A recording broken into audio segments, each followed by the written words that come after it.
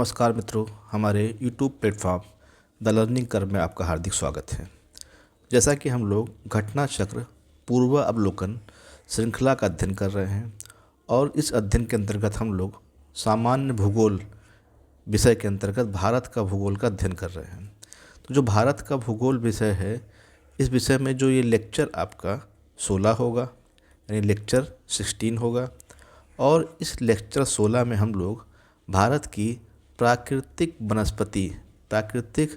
वनस्पति से जो भी संबंधित प्रश्न है, उन संबंधित प्रश्नों को हम लोग यहाँ देखेंगे और देखेंगे किस प्रकार के प्रश्न परीक्षा में पूछे गए हैं। आइए प्रारंभ करते हैं लेक्चर 16।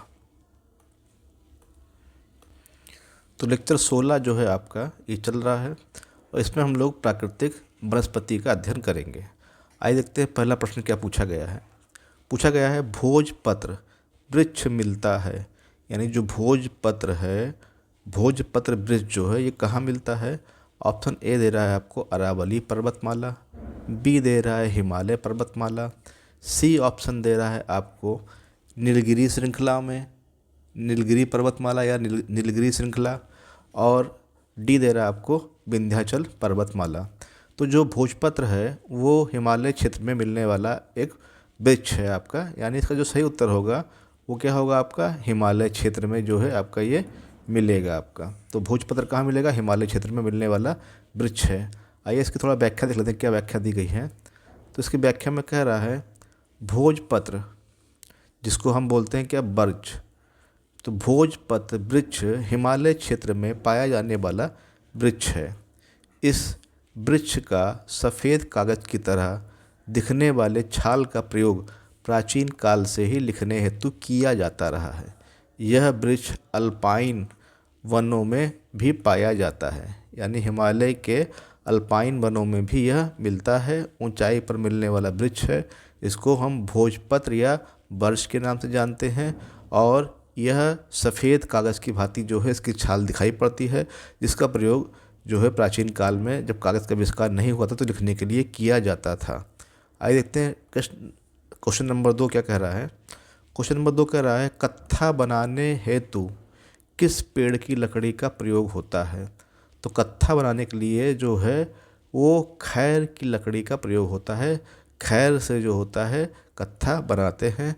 तो जो खैर है आपका यह कत्था बनाने की लकड़ी के वृक्ष है आपका।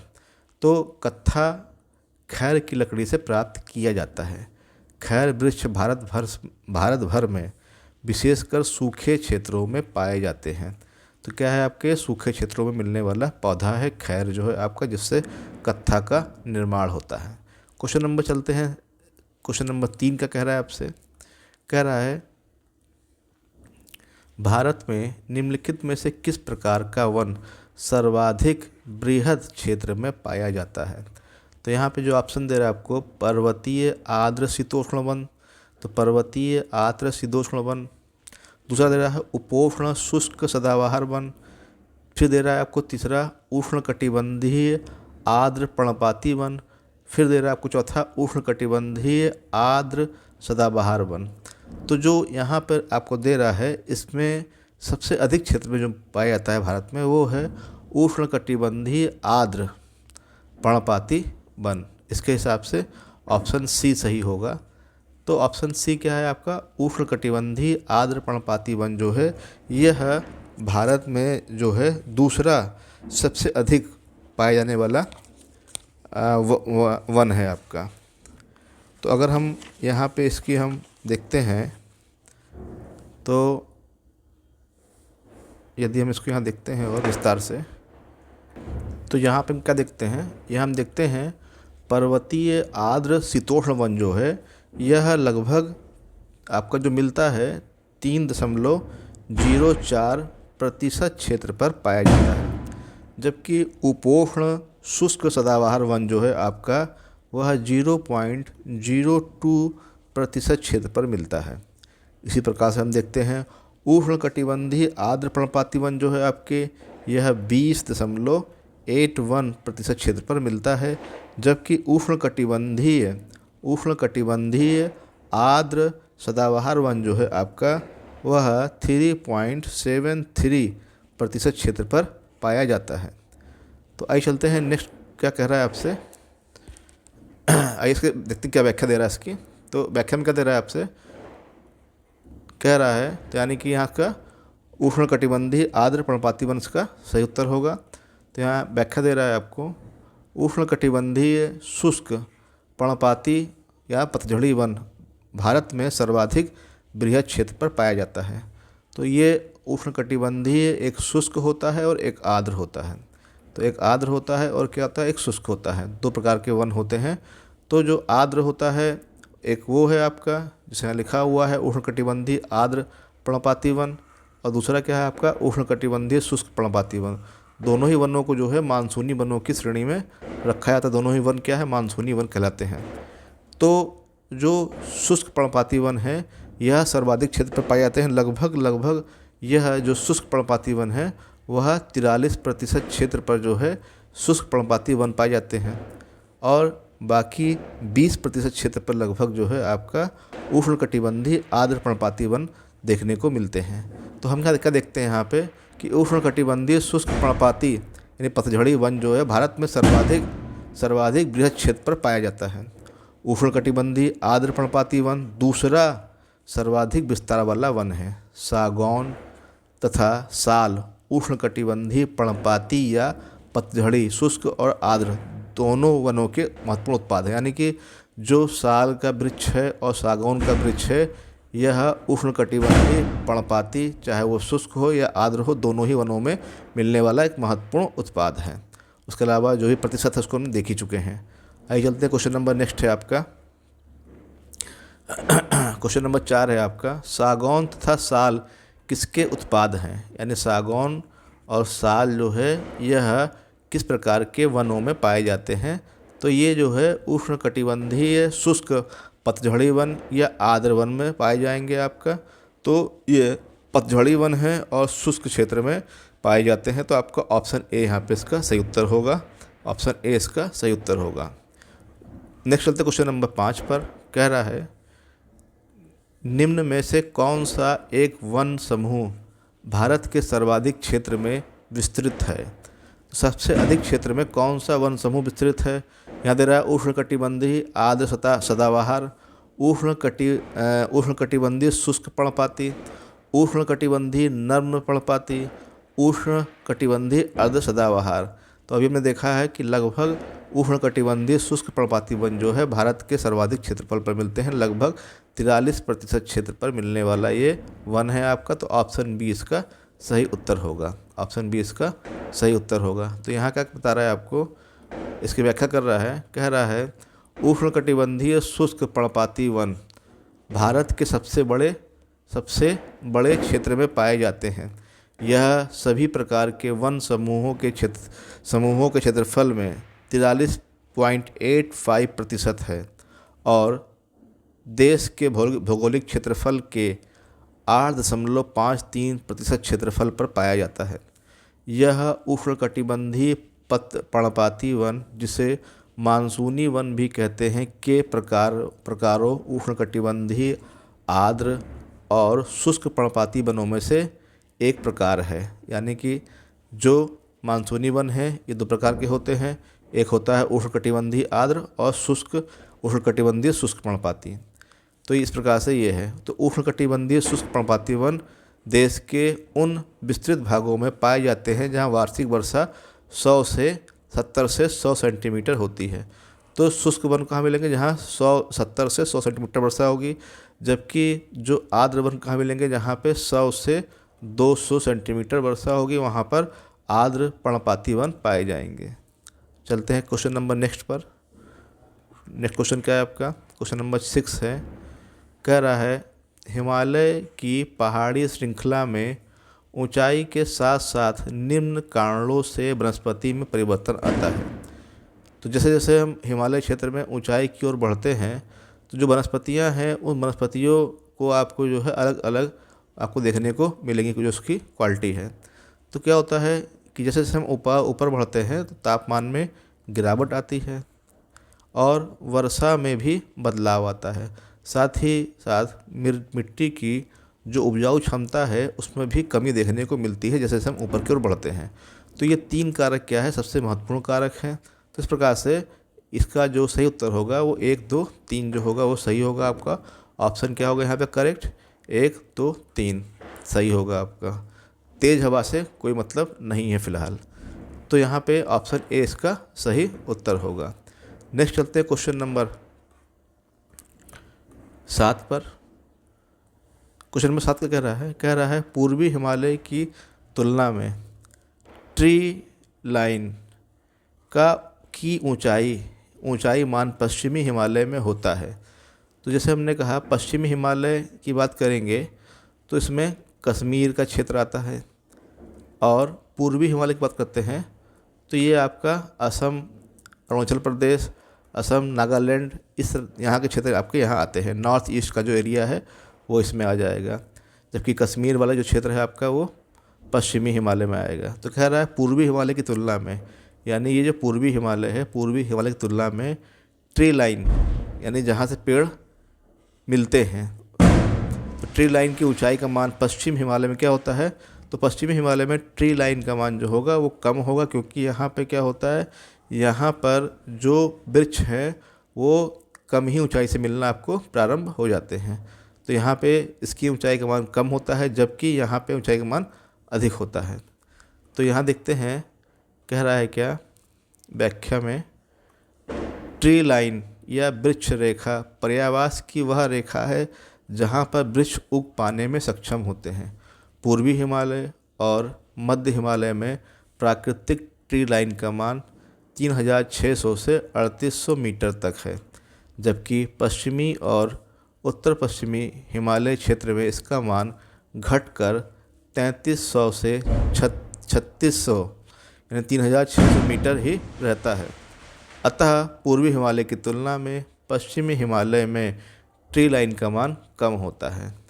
तो इस प्रकार से क्या होता है, जो ट्री लाइन है इसका मान कम होता है, कहाँ, पश्चिमी हिमालय में कम होता है, जबकि पूर्वी हिमालय में इसका मान अधिक होता है। यानी पूर्वी हिमालय में अधिक ऊंचाई तक आपको वृक्ष देखने को मिल जाते हैं, जबकि पश्चिमी हिमालय में आपको जो वृक्ष है वह 3600 मैक्सिमम 3600 मीटर की ऊंचाई तक के देखने को मिलेंगे, उसके बाद नहीं मिलेंगे। जबकि यहाँ क्या है 3800 मीटर तक की ऊंचाई तक वृक्ष उगते हैं, कहाँ, पूर्वी हिमालय में।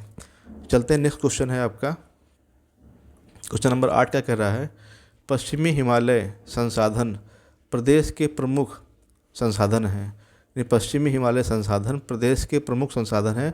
तो यहाँ से जो पश्चिमी हिमालय है, पश्चिमी हिमालय संसाधन में जो है क्या मिलता है आपको, तो आपको वन मिलते हैं, धात्विक खनिज, कार्बनिक खनिज या आणविक खनिज। तो ये क्या है, यहाँ पे वनों का विस्तार है। आपका ऑप्शन ए यहाँ पे सही होगा, इसका सही उत्तर ए होगा आपका।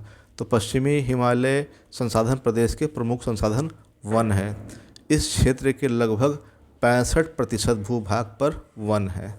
क्वेश्चन नंबर 9 चलते हैं। क्वेश्चन नंबर 9 कह रहा है पश्चिमी हिमालय की शीतोष्ण पेटी में निम्नलिखित में से किस वृक्ष का बाहुल्य है।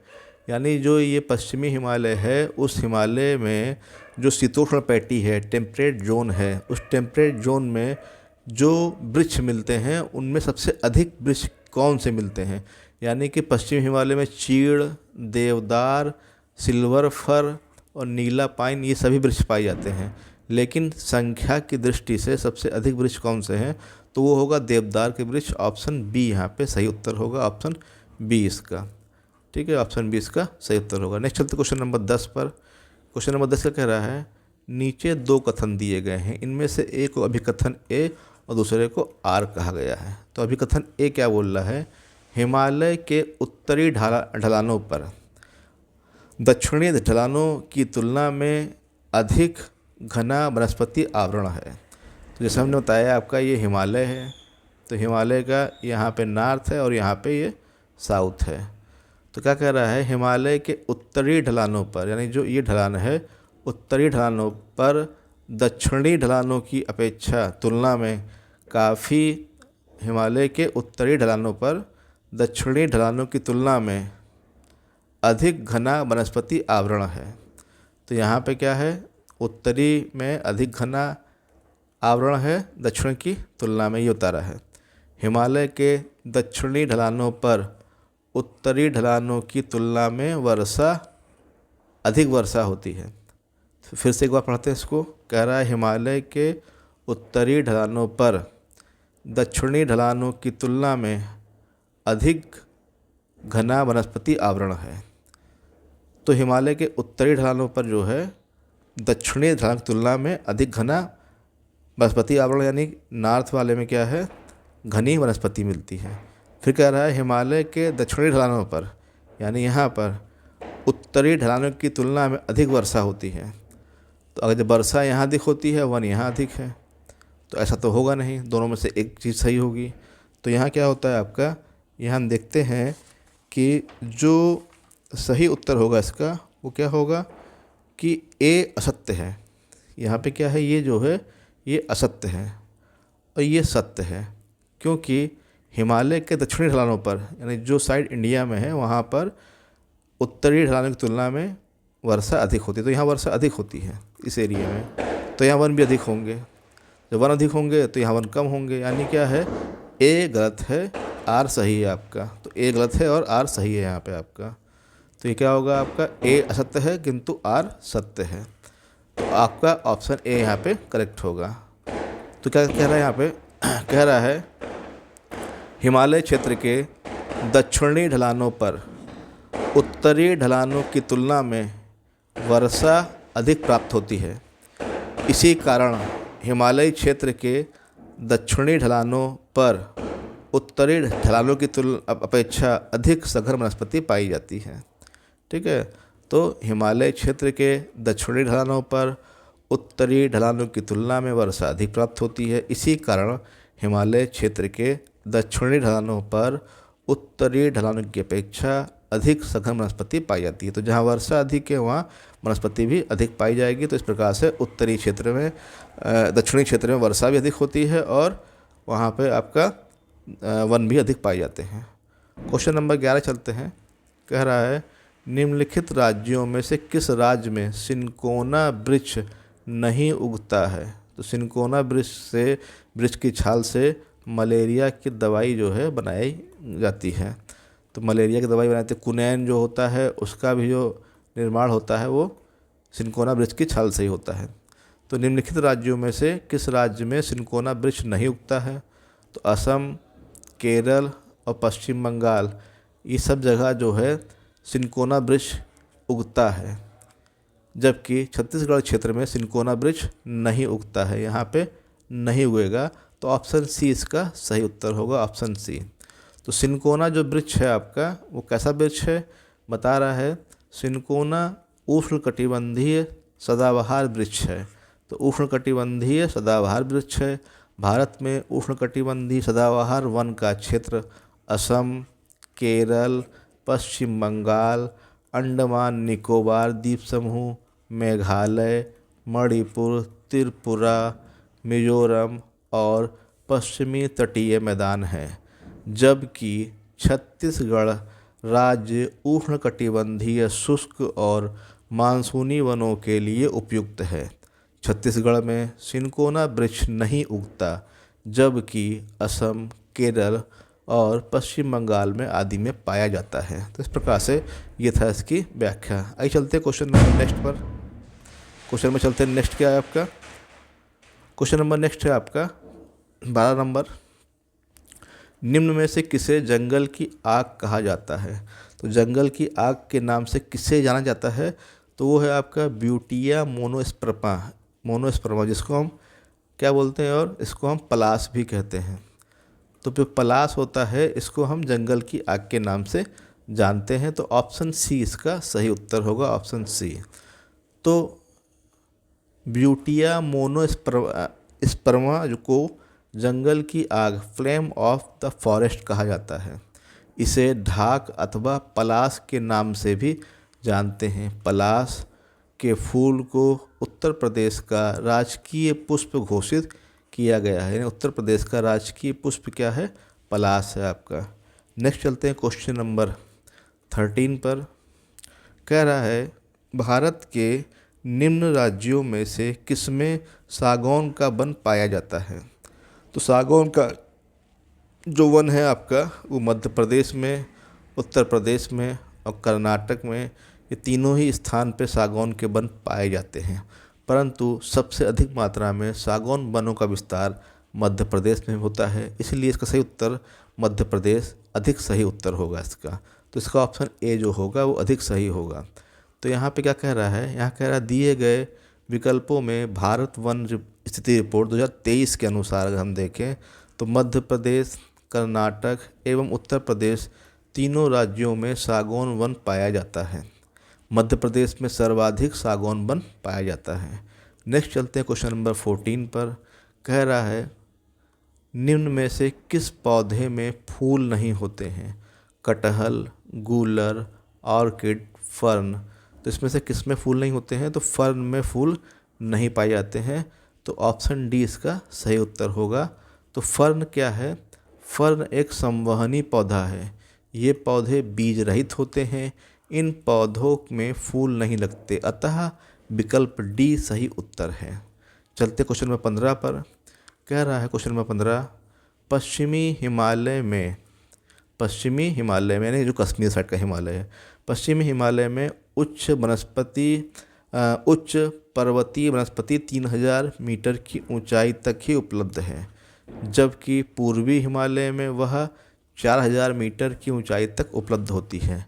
यानी जो वन रेखा है, यहाँ पे ऊंचाई कम है वन रेखा की, जबकि यहाँ पे अधिक है। यहाँ पे जो वृक्ष है वो 4000 मीटर की ऊंचाई तक मिलते हैं, 4 किलोमीटर तक मिलते हैं, जबकि यहाँ पे वृक्ष 3 किलोमीटर तक ही पाए जाते हैं। तो एक ही पर्वत श्रृंखला में इस विविधता का कारण क्या है, ये पूछा है आपसे। तो यहाँ पे आपको जो ऑप्शन दे रहा है उसमें दे रहा है, ऑप्शन ए दे रहा है पूर्वी हिमालय का पश्चिमी हिमालय से अधिक ऊंचा होना। तो कह रहा है पूर्वी हिमालय जो है पश्चिमी हिमालय से अधिक ऊंचा, इसलिए ऐसा है। तो ये इसका सही उत्तर नहीं है।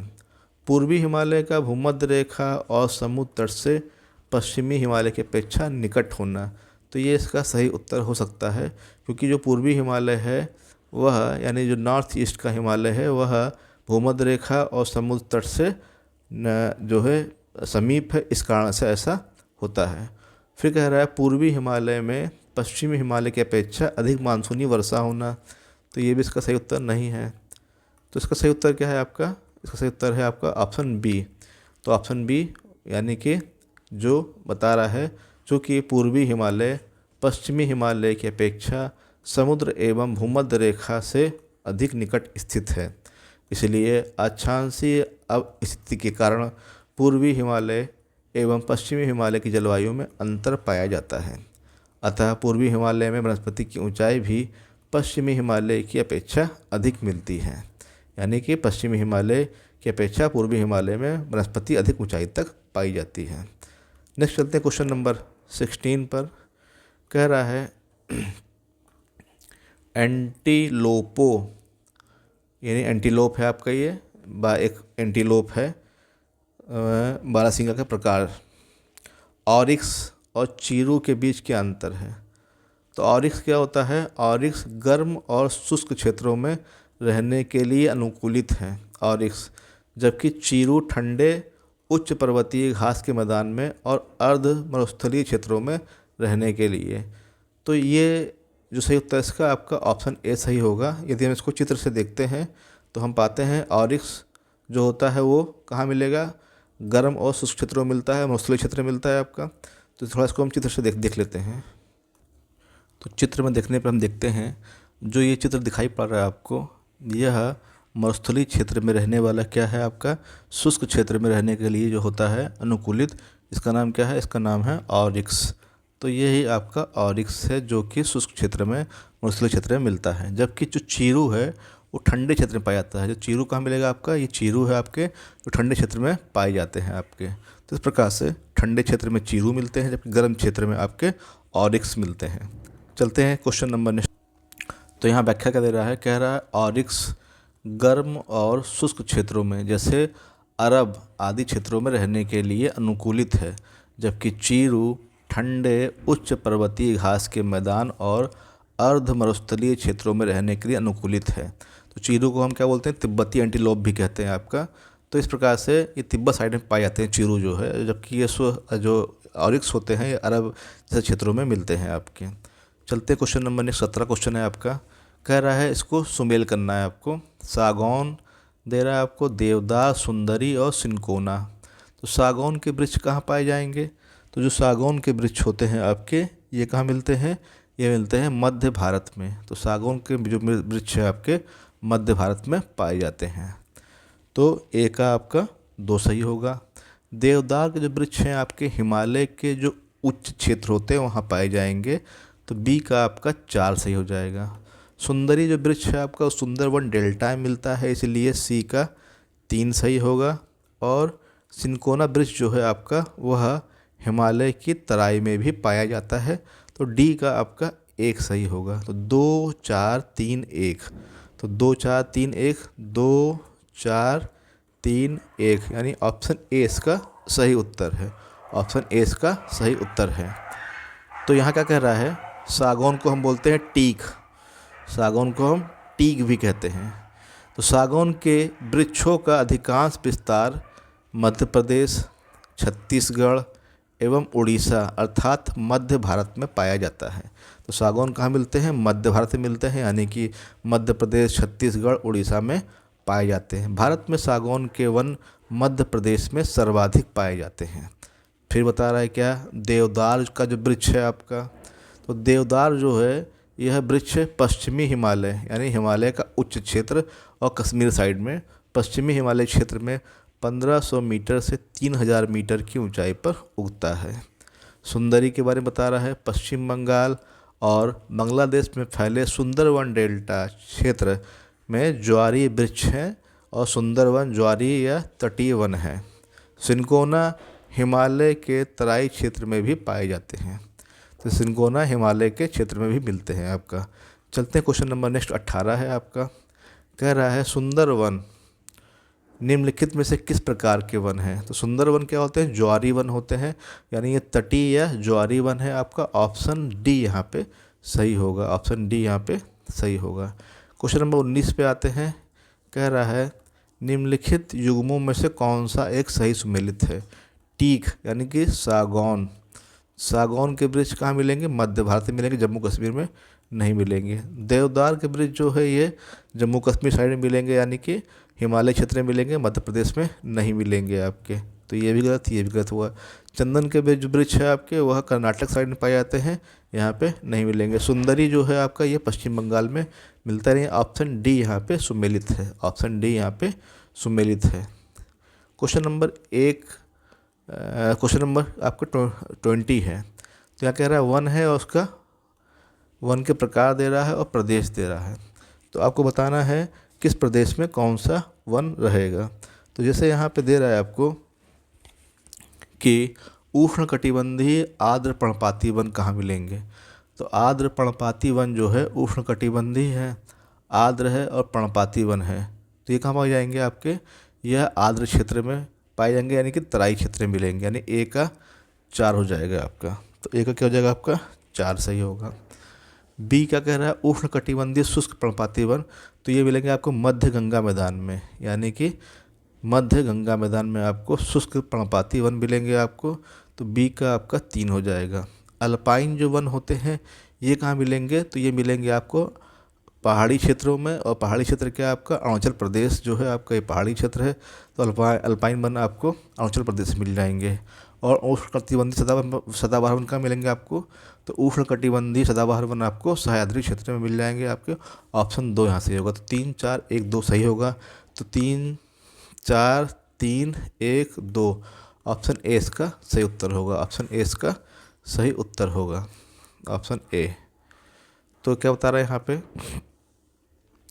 कह रहा है उष्णकटिबंधीय आर्द्र पर्णपाती वन, इन्हें मानसूनी वन भी कहते हैं, जो 100 से 200 सेंटीमीटर वर्षा वाले क्षेत्रों में पाए जाते हैं। इनके पाए जाने वाले मुख्य क्षेत्र पश्चिमी घाट के पूर्वी ढाल, यानी पश्चिमी घाट का पूर्वी ढाल, प्रायद्वीपीय भारत का उत्तर पूर्वी भाग, प्रायद्वीपीय भारत का उत्तर पूर्वी भाग, भाबर एवं तराई क्षेत्र आदि हैं। जबकि ये क्या कह रहा है, उष्णकटिबंधीय जो शुष्क पर्णपाती वन है ये कहाँ मिलते हैं, जहाँ पर 70 से 100 सेंटीमीटर वर्षा होती है। ये वन मुख्यतः मध्य गंगा मैदान से लेकर दक्षिण भारत तक विस्तृत हैं। अल्पाइन वन ये हिमालय के ऊंचाई वाले भागों में लगभग 3000 से 4900 मीटर शुष्क अल्पाइन पर पाए जाते हैं। अरुणाचल प्रदेश में भी इन वनों का विस्तार मिलता है। चलते हैं क्वेश्चन नंबर नेक्स्ट पर। क्वेश्चन नंबर नेक्स्ट आने से पहले यहाँ एक और दे रहा है आपका, उष्णकटिबंधीय सदाबहार वन। इन वनों का विस्तार पश्चिमी घाट यानी सह्याद्री, उत्तर पूर्वी भारत यानी नॉर्थ ईस्ट भारत और अंडमान निकोबार द्वीप समूह के 200 सेंटीमीटर से अधिक औसत वार्षिक वर्षा वाले क्षेत्रों में पाया जाता है। अतः विकल्प ए यहाँ पे सही होगा। क्वेश्चन नंबर 21 पे चलते हैं। क्वेश्चन नंबर 21 क्या कह रहा है 21 कह रहा है, भारत में उष्णकटिबंधीय शुष्क पर्णपाती वन के संदर्भ में निम्न में कथनों पर विचार कीजिए। तो यहाँ कह रहा है, यह वन उन क्षेत्रों में पाए जाते हैं जहाँ 25 से 75 सेंटीमीटर वर्ष के मध्य वर्षा होती है। तो जो उष्णकटिबंधीय शुष्क पर्णपाती वन है ये वहाँ पाए जाते हैं जहाँ पे 70 से 100 सेंटीमीटर वर्षा होती है। तो यहाँ पे 70 से 100 सेंटीमीटर वर्षा होती है। फिर कह रहा है, ये हिमालय की तलहटी से निकलने वाली एक अनियमित चौड़ी पट्टी में पाए जाते हैं। तो ये हिमालय की तलहटी से निकलने वाली एक अनियमित चौड़ी पट्टी पाए जाते हैं। तो ये गलत है आपका, और ये भी आपका गलत हो गया। तो यहाँ पे दोनों ही क्या होंगे, गलत होंगे। यहाँ पे ना तो एक और ना ही दो, दोनों ही क्या है आपके गलत हैं। तो यहाँ बता रहा है, क्या कह रहा है, उष्णकटिबंधीय पर्णपाती वन जिसे मानसून वन भी कहते हैं। तो उष्णकटिबंधीय पर्णपाती वन को हम क्या बोलते हैं, मानसून वन भी कहते हैं। और ये दो प्रकार के होते हैं, एक होते हैं क्या, एक होते हैं शुष्क, एक होते हैं आर्द्र पर्णपाती और शुष्क पर्णपाती। उन क्षेत्रों में पाए जाते हैं जहां वार्षिक वर्षा 70 से 200 सेंटीमीटर होती है। जल की उपलब्धता के आधार पर इन वनों को उष्णकटिबंधीय आर्द्र और शुष्क पर्णपाती वनों में विभाजित किया गया है। उष्णकटिबंधीय आर्द्र पर्णपाती वन लगभग 100 से 200 सेंटीमीटर वर्षा वाले क्षेत्रों में पाए जाते हैं। ये वन उत्तर पूर्वी राज्यों नॉर्थ ईस्ट राज्यों और हिमालय के गिरिपद तलहटी, पश्चिमी घाट के पूर्वी ढालों और उड़ीसा में उगते हैं। उष्णकटिबंधीय शुष्क पर्णपाती वन लगभग 70 से 100 सेंटीमीटर वार्षिक वर्षा वाले क्षेत्रों में पाए जाते हैं। ये वन आर्द्र क्षेत्रों की ओर आर्द्र पर्णपाती और शुष्क क्षेत्रों की ओर कांटेदार वनों के रूप में मिलते हैं। ये वन प्रायद्वीप में अधिक वर्षा वाले भागों और उत्तर प्रदेश में बिहार के मैदानी भागों में पाए जाते हैं। इस प्रकार उष्णकटिबंधीय शुष्क पर्णपाती वन के संदर्भ में दिए गए कथन दोनों ही सही नहीं हैं। चलते क्वेश्चन नंबर नेक्स्ट पर। सूची 1 को सूची 2 से मिलाना है। कह रहा है उष्णकटिबंधीय वन, तो यहाँ पे कहाँ मिलेंगे उष्णकटिबंधीय वन, तो ये मिलेंगे आपके साइलेंट वैली में, यानी कि केरल की साइलेंट वैली में शांत घाटी में पाए जाएंगे, यानी ए का 4 हो जाएगा। शंकुधारी वृक्ष जो मिलते हैं ये ऊंचाई पे मिलते हैं, यानी कहाँ मिलेंगे आपका हिमाचल प्रदेश में पाए जाएंगे, बी का 2 हो जाएगा। कक्ष वनस्पति जो है आपकी वो कौन सी है, सुंदरवन जो है आपकी कक्ष वनस्पति है, तो सी का 1 हो जाएगा। पतझड़ वन जो है राजस्थान में पाए जाएंगे, तो डी का आपका 3 हो जाएगा। तो 4 2 1 3 जहाँ होगा सही होगा, 4 2 1 3 यानी ऑप्शन डी यहाँ पे करेक्ट है। ऑप्शन डी यहाँ पे करेक्ट है। तो इसकी व्याख्या दे रहा है क्या, उष्णकटिबंधीय वन जो है कहाँ मिलेंगे आपके शांत घाटी में मिलेंगे। शंकु वृक्ष वन जो है आपका हिमाचल प्रदेश में मिलेंगे। कच्छ वनस्पति कहाँ मिलेगी, सुंदरवन में मिलेगी। पतझड़ वन कहाँ मिलेंगे, राजस्थान में मिलेंगे। क्वेश्चन नंबर 23 पे आते हैं। क्वेश्चन नंबर 23 क्या कह रहा है, 23 कह रहा है लंबी जड़ों और नुकीले कांटों अथवा शूल युक्त झाड़ियों और लघु वृक्षों वाले आरक्षित अवरुद्ध वन सामान्य रूप से पाए जाते हैं। यानी लंबी जड़ है, नुकीले कांटे अथवा सूल युक्त झाड़ियाँ, यानी कि कांटे युक्त झाड़ियाँ और लघु वृक्ष वाले आरक्षित अवरुद्ध वन सामान्य रूप से कहाँ पाए जाएंगे? तो ये पाए जाएंगे कि पश्चिमी आंध्र प्रदेश में। ऑप्शन डी इसका सही उत्तर होगा। तो पूर्वी उड़ीसा, पूर्वोत्तर तमिलनाडु, शिवालिक एवं तराई क्षेत्र पश्चिमी आंध्र प्रदेश में, तो पश्चिमी आंध्र प्रदेश में ऐसे वन पाए जाते हैं। ऑप्शन डी इसका सही उत्तर होगा। तो ये क्या बता रहा है आपसे? उपयुक्त प्रश्न में दी गई विशेषताएं उष्णकटिबंधीय कांटेदार वनों से संबंधित हैं। ये वन उन क्षेत्रों में पाए जाते हैं जहां वर्षा की मात्रा 70 सेंटीमीटर से कम होती है। पश्चिमी आंध्र प्रदेश ऐसा ही क्षेत्र है। इन वनों के अन्य क्षेत्रों में दक्षिण पश्चिमी पंजाब, हरियाणा, राजस्थान, गुजरात, छत्तीसगढ़, मध्य प्रदेश और उत्तर प्रदेश के अर्ध शुष्क क्षेत्रों में मिलते हैं। उत्तर प्रदेश के अर्ध शुष्क क्षेत्रों में ऐसे वृक्ष मिलते हैं। तो इस प्रकार से ऑप्शन डी यहाँ पे इसका सही उत्तर होगा। चलते क्वेश्चन नंबर 24 पर। कह रहा है निम्न में से कौन सा वृक्ष समुद्र तल से सर्वाधिक ऊंचाई पर पाया जाता है? तो यहाँ चीड़, सागौन, साल और देवदार में सबसे अधिक ऊंचाई पे मिलने वाला पौधा आपका देवदार है। ऑप्शन ए इसका सही उत्तर होगा। Option A. तो देवदार जो है, देवदार के वृक्ष पश्चिमी हिमालय में लगभग 1500 मीटर से अधिक ऊंचाई पर पाए जाते हैं। तो इस प्रकार से ये है आपका। नेक्स्ट चलते हैं क्वेश्चन नंबर। अच्छा, चीड़ की बात कर रहा है। चीड़ यह हिमालय क्षेत्र में लगभग 900 से 1000 मीटर की ऊंचाई पर पाया जाता है। चीड़ जो है हिमालय क्षेत्र में मिलता है। साल जो है यह मुख्यतः उप हिमालय क्षेत्र, मध्य भारत के पूर्वी भाग तथा तमिलनाडु आदि क्षेत्र में मिलता है। सागौन यानी टीक, इसके वृक्ष मध्य प्रदेश, छत्तीसगढ़, उड़ीसा, कर्नाटक, तमिलनाडु, गुजरात, महाराष्ट्र, उत्तर प्रदेश आदि क्षेत्र में पाए जाते हैं। नेक्स्ट चलते क्वेश्चन नंबर 25 पर। 25 क्या कह रहा है? तो यहाँ पे जो क्वेश्चन नंबर 25 का कह रहा है आपसे, कह रहा है नीचे दिए गए कच्चे रूपरेखा मानचित्र में वन क्षेत्रों को 1, 2, 3 और 4 के रूप में अंकित किया गया है। इनमें से जिनमें 1997 में गंभीर महामारी का प्रकोप हुआ वे क्षेत्र कौन से थे बताने हैं।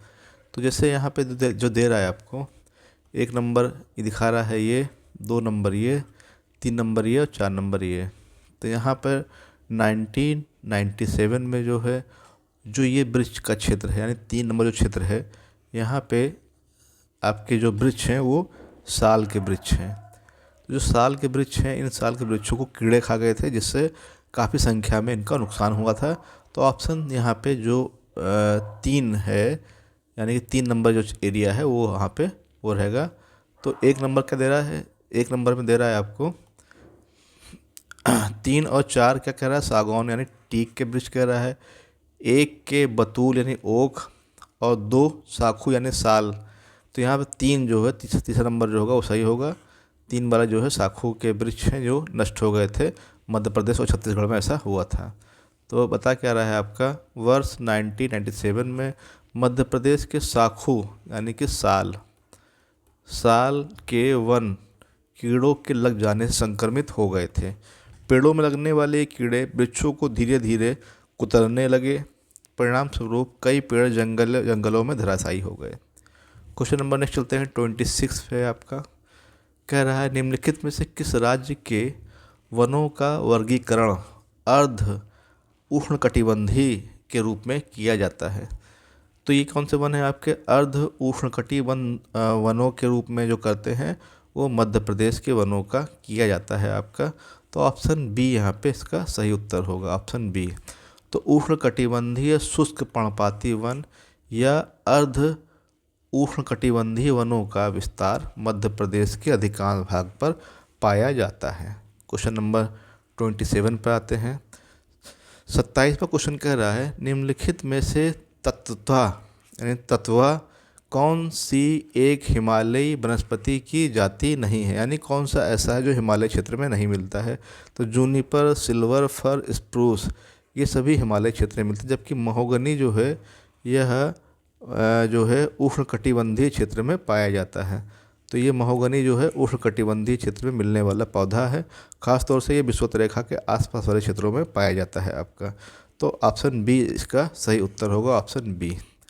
तो ऑप्शन बी इसका सही उत्तर होगा। तो क्या बता रहा है महोगनी मूलतः उत्तरी एवं दक्षिणी अमेरिका के उष्णकटिबंधीय क्षेत्र के वृक्ष हैं। यह वृक्ष मुख्य रूप से वेस्ट इंडीज, मध्य अमेरिका एवं दक्षिण अमेरिका में पाया जाता है। शेष हिमालय क्षेत्र में पाए जाने वाले वृक्ष हैं। भारत में महोगनी मुख्यतः उष्णकटिबंधीय सदाबहार वन क्षेत्रों में पाया जाता है। तो ये आपका जो है दक्षिण भारत साइड में आपको देखने को मिलता है महोगनी। नेक्स्ट चलते हैं क्वेश्चन नंबर 28 पर। कह रहा है सामाजिक वानिकी में प्रयुक्त बहुउद्देशीय वृक्ष का उदाहरण है। तो सामाजिक वानिकी में जो प्रयोग है आपका वो खेजड़ी के पौधे का प्रयोग करते हैं, क्योंकि यह बहुउद्देशीय पौधा है। तो सामाजिक वानिकी में प्रयुक्त बहुउद्देशीय वृक्ष का उदाहरण खेजड़ी है। तो खेजड़ी वृक्ष को मरुस्थल का राजा कहा जाता है। तो किसको क्या बोलते हैं? मरुस्थल का राजा कहा जाता है। खेजड़ी का उपयोग पशुओं के चारा, ईंधन और औषधि के रूप में किया जाता है। इसके बहुउद्देशीय उपयोग तथा अधिक तापमान सहन करने की क्षमता तथा कम पानी की आवश्यकता के कारण सामाजिक वानिकी कार्यक्रम में इसे वरीयता दी गई है। चलते हैं क्वेश्चन नंबर नेक्स्ट पर। क्वेश्चन नंबर नेक्स्ट 29 है। कह रहा है लीसा प्राप्त होता है।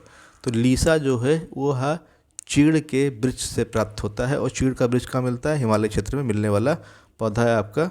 तो चीड़ के वृक्ष से जो होता है लीसा प्राप्त होता है। तो यहाँ पे क्या बता रहा है?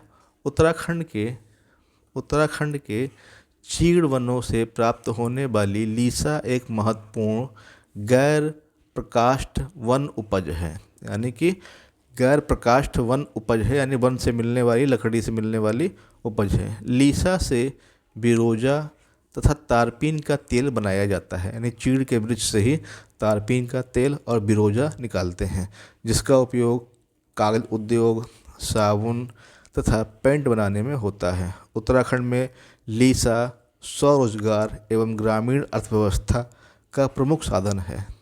नेक्स्ट चलते हैं क्वेश्चन नंबर 30 पर। सूची 1 को सूची 2 से मैच करना है। तो यहाँ दे रहा है आपको अचरा रत्नागिरी। तो रत्नागिरी कहाँ है आपका? ये महाराष्ट्र में है, तो 4 नंबर होगा। कुंडापुर कहाँ पे है आपका?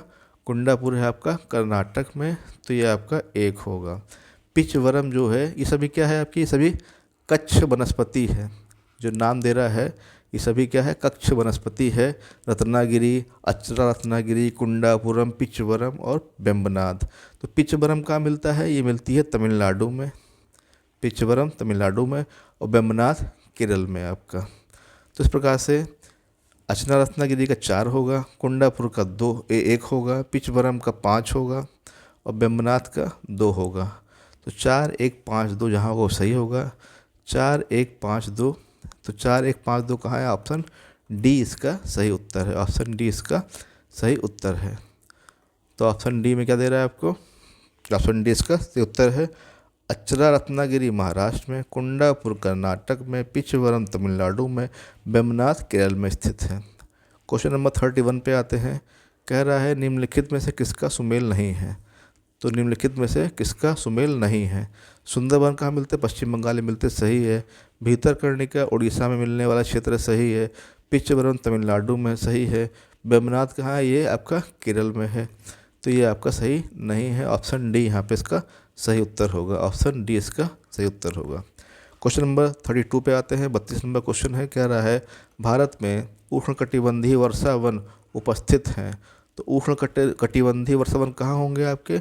असम और केरल में पाए जाते हैं उष्णकटिबंधीय वर्षा वन जो है आपका।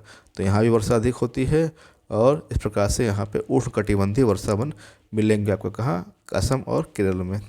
चलते हैं क्वेश्चन नंबर नेक्स्ट 33 पर। 33 पर कह रहा है भारत में किस राज्य का सर्वाधिक क्षेत्र घने पतझड़ वाले जंगल से घिरा हुआ है?